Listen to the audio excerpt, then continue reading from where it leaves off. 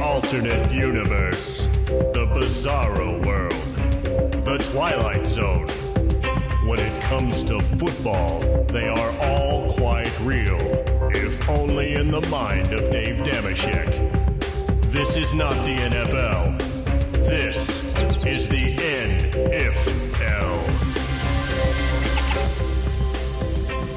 Yes, it's time for another exciting edition of the NFL. Today, let me show you how the Show Me State could have had Jay Cutler as its gunslinging hero had Tom Brady not gotten hurt in the first game of the 2008 season. We now know that Brady's Patriots, fresh off their first shocking Super Bowl loss to Eli and the Giants, were anxious to redeem themselves by taking another crack at an undefeated season. But those dreams were dashed when the Chiefs' Bernard Pollard belted Brady in the knee on a sunny September Sunday in Foxborough. The good news was Brady's backup Matt Castle went 11-5. The bad news was they needed to go 12-4 to make the playoffs. The better news, at least for Castle, was his performance earned him the rep as a viable starting QB, which he'd become the following season after getting traded to KC. But what if Brady hadn't gotten hurt? Well, the Pats wouldn't have gone undefeated, but with Moss and Welker on offense and Seymour, Wilfork, Merriweather, and Wilfork on defense. Wait, did I just say Wilfork twice? He should count twice. The Patriots get past the upstart Dolphins to win the AFC East, then complete their 21st century AFC title game hat trick against Pittsburgh and Heinz Field, beating the Steelers for a trip to play and defeat Kurt Warner's Cards in the Super Bowl.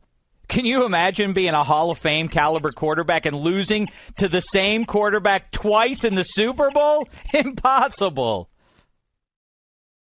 Castle, of course, watches the game with a clipboard in his hand and a headset on his ears, which means none of the teams who might have shown interest, teams like the Chiefs, Bucks, and Broncos, don't come a-knocking on his door.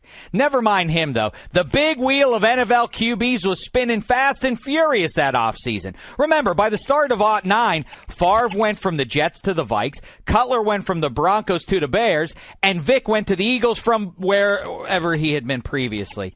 With KC in the hunt, though, the wheel speaks a different language. Instead of dealing a second-round pick to New England for Castle, new Chiefs GM Scott Pioli sends that choice to Denver for the disgruntled and double-chinned Jay Cutler. Yeah, I know what you're thinking. The Broncos wouldn't deal Cutler within the AFC West. But remember, they sent Kyle Orton to KC in 2011. So I guess history's proven you wrong, Mr. Nosenheimer. Anywho, Cutler guides the Chiefs to the division crown in 2010, and as a fringe benefit, we get to enjoy years more of his rivalry with the Chargers' Phil Rivers.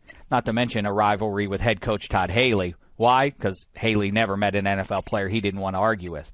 The following season, Cutler is the mopiest leading man ever in KC's storybook run to the Super Bowl, where they lose to the Giants. How about that, Pats fans? Your boy Tom didn't have to lose to Eli twice. You're welcome. What's that? You want to know what happened to the other guys on the wheel? Well, Vic goes to the Vikes. Castle tries catching on in Oakland to back up his old pals Carson Palmer and Matt Leinart, but loses out to John David Booty. And Favre decides to play for the Chicago Bears, just to cause as much pain as possible to Midwestern football fans.